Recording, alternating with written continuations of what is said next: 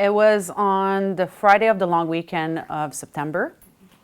Friday night, he started a fever, but nothing out of the ordinary. He had been going to school for the first 4 days. He goes to French school. Went really well, and the Friday at school, nothing was unusual. We thought it was the flu, aches and pains, but they were lower like grade by Sunday, but they started like getting worse. He was still eating.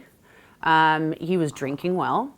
Tylenol Advil was controlling the fever well, but it was a long weekend. So Monday, all clinics were closed.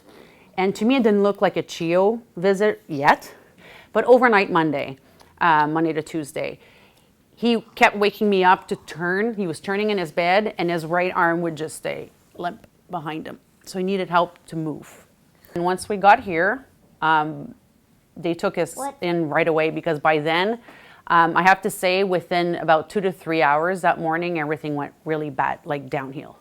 To not moving his neck anymore, to his other arm only able to do that. His hand wasn't working really well, but he could move his elbow, but not his shoulder. No strength at all.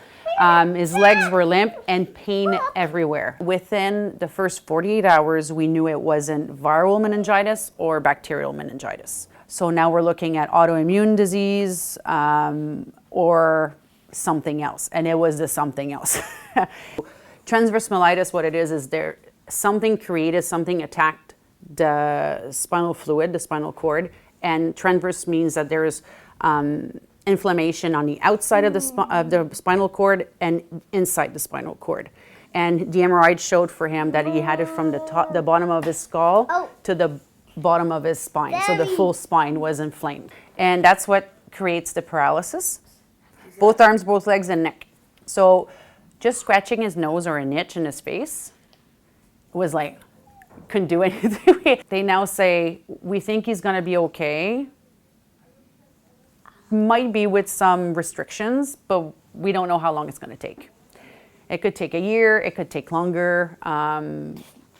We just don't know. By Christmas, I'm hoping he's walking at least with a walker.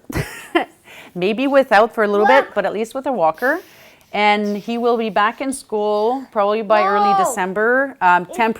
Gradually getting back to school, probably half days, with a lot of coming back as an outpatient a couple times a week here and using the pool in our community in Rockland. And we'll keep getting better.